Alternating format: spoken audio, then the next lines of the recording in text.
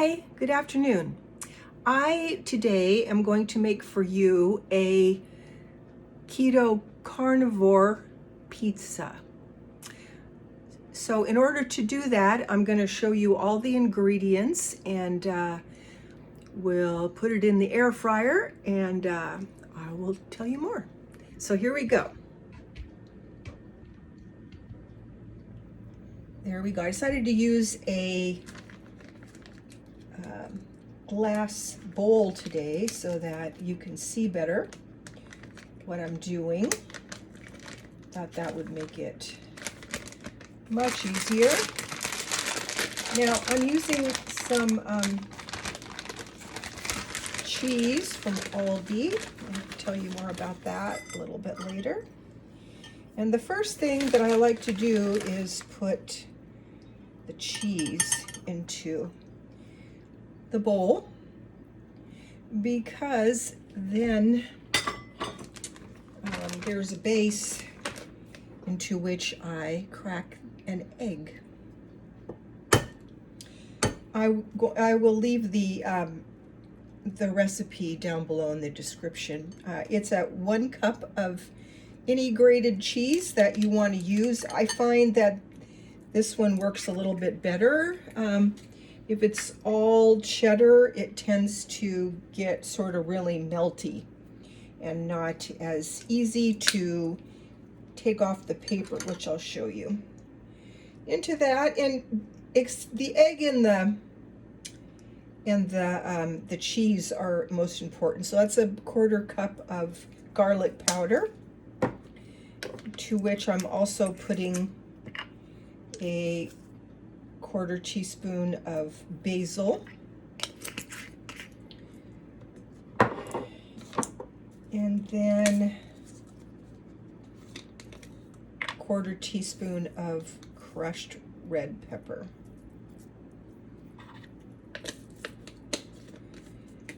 I also put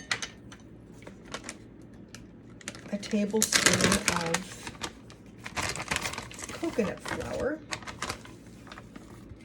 because it's not totally necessary, but it sort of solidifies what the quote-unquote dough and makes it the little texture more like pizza dough.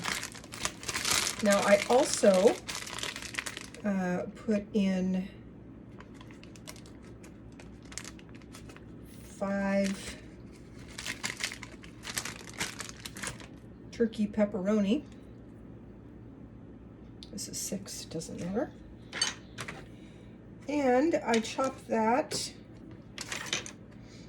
into squares.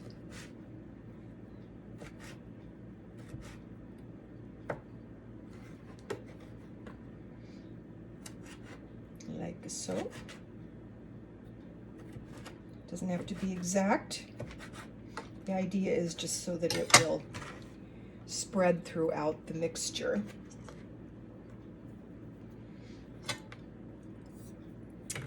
There we go. And then with a fork, I just mix this, being sure to smash up any clots in the coconut flour to get the egg and all the spices and the pepperoni all evenly blended, like so, so that you can't see the yellow of the yolk. It sort of just all blends together. All right, now what I do then is pull it together with a fork so it's more or less sort of around, like that. And then I put it in a parchment paper, and then I put it in the center of the parchment paper.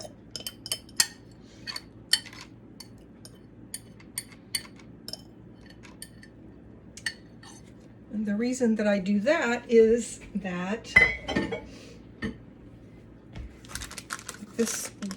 a lot of oil comes out of the cheese when it's cooking, and since I'm going to cook it in the air fryer today, and you can cook this in an air fryer, in a toaster oven, in a regular oven, but it's nice to have the parchment underneath it because it's a little sticky. I'm going to cook it, and then for 5 minutes, and then I have to turn it so that the backside gets cooked as well. So this is what it looks like. And now I'm going to put it into the air fryer, which is right here. Put it down inside like that. Put it into the air fryer. Turn it on, and I'm gonna cook this on 400 so that it cooks more quickly. So we're gonna give it 5 minutes on one side, and it's 400 degrees, so it should cook a little faster. I often do it on a lower temperature, but I think it will be good on this. So the pepperoni that I use is called Applegate, and it's expensive. More expensive than the others. I buy this at Kroger. Kroger also has another more of a Kroger brand, and that one is a little bit cheaper and you can get more, but I like the texture of this better. So it's not, there we go. And then, so I like that. And the reason that I chop it up is that I tried just sprinkling or putting the pepperoni on top. And when you're cooking with anything that that is heating from the top, it's going to make the pepperoni very hard and crunchy. And if you like it hard and crunchy, great. I like it soft, and I wanted to have the pepperoni flavor throughout it, and that works best for me. Secondarily, I'm using this Bob's Organic Coconut Flour. And coconut flour, you can't use a lot of it because it's not fluffy and it tends to be very dense. But either this or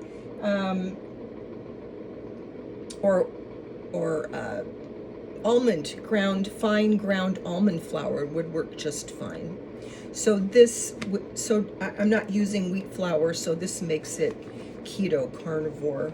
And this, I found the recipe something like this. I've changed it, but online someplace, and I added the coconut flour because if you don't, it just doesn't seem like it doesn't seem pizza-like. The texture of it, it just seems very cheesy, and let's face it, it's already very cheesy. So that, now the red pepper, that's entirely optional. I just happen to like a little warmth. It's not real hot to me, but so I put the red pepper in because I just personally like it. The basil, again, you could not put it in, you could put it in. You could use oregano, you could use basil, you could use parsley if you don't like those things. I just like it really as just to add a little bit of color element to the pizza. And then we have garlic powder, which is a go-to, and that's, I think, not as optional. I think garlic really adds flavor to just about anything. I really like using that when I make eggs and scrambled eggs and stuff. So there's that. These are from Aldi. These two spices are from Aldi. This one is from Trader Joe's. And you know, something I've noticed is it used to be that spices had a smell to them. And maybe it's my nose, but I can't hardly find a spice that actually has a smell to it anymore. And then I like this Mexican style cheese from Aldi. It has a blend of cheddar, Monterey Jack, asadero, and quesadilla, finely shredded cheeses. I don't think there's a cheese called quesadilla, so I guess maybe they're saying you can use it for quesadillas. And I have also noticed that Aldi and Trader Joe's are connected. They're both owned by brothers and probably the same company, Aldi, and they're German brothers. And the first German brother brought Aldi over, and Aldi was their family business in Germany.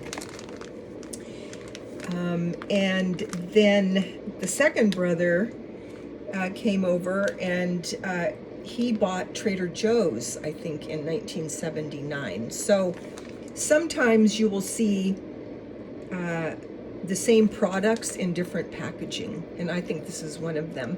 At Aldi, I think this was $2.79 for 12 ounces. That's 3 cups. Used to be 4 cups. Same price now. A third of the, a quarter of the cheese that was in there is not there anymore. And then at Trader Joe's, they have the different packaging, but exactly the same formulation, and it looks like exactly the same cheese. And it's, the last time I looked, last week, it was $3.99. So they're charging more because it's Trader Joe's. And I find that rather interesting. These parchment paper cups come from Dollar Tree. I think they're $1.50 for 20. And they come in something that looks like a pie tin. And there's, as I said, I think there's 20 of them. And those are really handy. You could even use this in the toaster oven or the big oven to keep your anything that you cook it in, to keep it cleaner. So I buy these. I also did find on Amazon, I looked the other day, that you can buy silicone cups. Now, I haven't found yet one that's small enough for my, this is supposed to be a mini air fryer. And I haven't found one yet of the silicone, but that would make you pay a lot for it, but you get several of them in a package, and then you can just wash them, and you don't have to keep buying these. So I'm gonna stop this to see where we are with the process here. Oh yeah, so you see how it's kind of brown on top, essentially cooked on top. However, what I do is I pull it out and put it on a paper plate and kind of scrape it off the paper because it is cheesy and sticky on the bottom. So I kind of pick it up off the paper, and then I turn it over on the plate. And I scrape the cheese off, which is not completely cooked on the back side, because I like it to be firm and kind of crunchy. I don't like it to be so sticky and gooey. You can see how gooey it is. See, so cooked on one side, not on the other. So then after I put it on the plate, I slide it back onto the paper,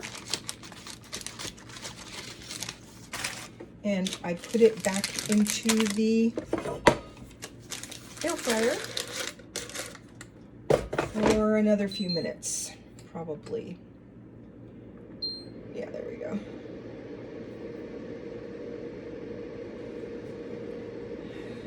$12 minutes. So maybe in another 4 or 5, maybe it should be done. Then I will probably have this for dinner. because I love it. It's one of my favorite meals. Ooh. What are we doing here? There we go. I haven't had this that long, and it doesn't seem to be working very well. It seems like it's wanting to go away. So yeah, I've only bought it because it was navy blue. I wanted it. I was doing a navy blue thing in my kitchen. I have this cornflower blue wallpaper over here, and I decided I was going to do a navy blue kitchen, and so that was the reason I bought it. It was because it was navy blue. It's probably not exactly the very best air fryer available. I don't know if they're all like this. This is the first time I've ever bought one. But it's a kind of a cute concept, and I like it because I don't have to heat up the kitchen. In the winter time, it's okay to heat up the kitchen, and I have my stove is from 1967, and so it's not well insulated, and it gives off a lot of heat. And so in the winter time, that's great. It's nice to have more heat in the kitchen, but in the summertime, it also can get quite warm in here, and I don't like to turn the air conditioning on until later in the afternoon if I can manage to, and just kind of cool the house off and then turn it off in order to save money on my energy needs. So I'm going to try to do that this summer and save more money. Let's see what this looks like. Oh yeah, it cooks really fast. So now you can see that it's completely cooked. Probably, so I'm going to take it out of here and turn it over and show you. Looks like a little star. Cute, huh? Nice little pizza. And it's actually, and this is at 400, so it cooks super quick, which is very nice. So then I just cut it into a little, I put it into 8 wedges, and I will eat some of that now, and then I'm gonna make myself a green leafy shake made out of vegetables and vinegar and garlic. And it sounds horrible, I know, but it's kind of like drinking a salad, and the green leafies have lots